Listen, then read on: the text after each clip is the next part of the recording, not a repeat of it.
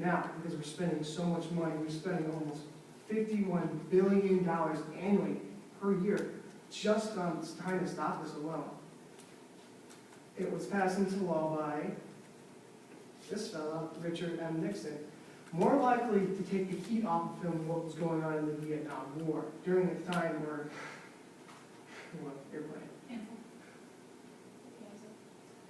one of the times during the Vietnam War, the war was not going great for the Americans, and he wanted to stay face with the nation. So he decided to bring up the war on drugs to get people back on his side. Now, this is a political cartoon about how people view drug use, where it shows one photo of civil rights being shot, the Fourth Amendment being shot, Central America and others, and the general keeps telling his soldier, keep shooting. This is what they keep doing. They keep telling you, hey, go after everyone else's rights, the rights to whatever they do in their house. The Fourth Amendment, which is the next slide. The Fourth Amendment states the right of what you do in your house cannot be violated. You cannot do anything unless they have a warrant, which is one of the fighting points to get, like drugs like marijuana and some of the good ones on banned. Next slide. Now, the drug use. People say all drug use has been higher before. This proves wrong. This shows that ever since the law has been passed, it's been going down, down, down. And it spiked a little in 2008. Does anyone know why it spiked in 2008? The recession. Yeah, the recession. But it's been going down since. This also shows how many people, since the start, before the war on drugs was passed, before they started the campaign, and after it. And you can see how it just skyrockets so high. And it shows that over 2 million people are in jail, 1 out of 108 people, adults.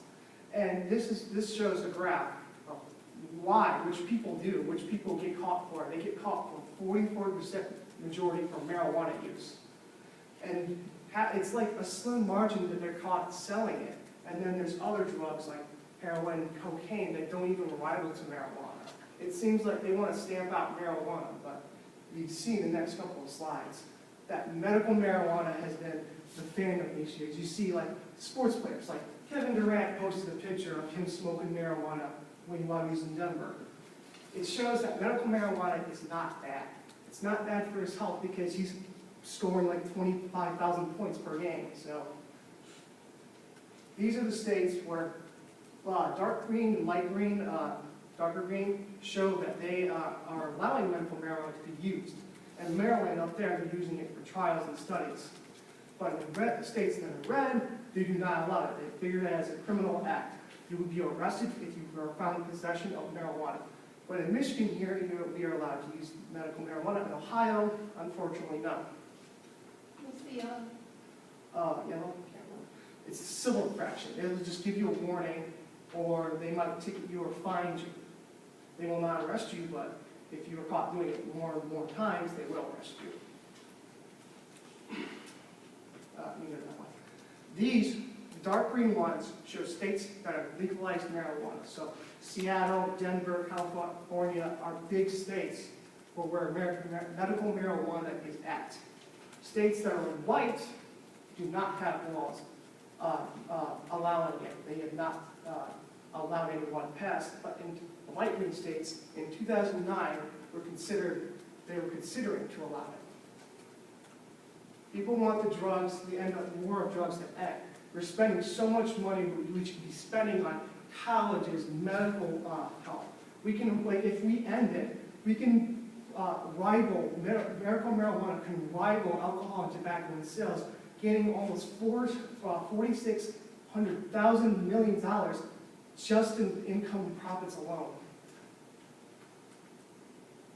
And this shows that the support of marijuana has been going up and not down. You can see, since 1972, the year after the law was passed, it's been going up. It did take a little downturn, but it's been going up ever since. And you supply them, they'll demand it. and the prices will reflect that. And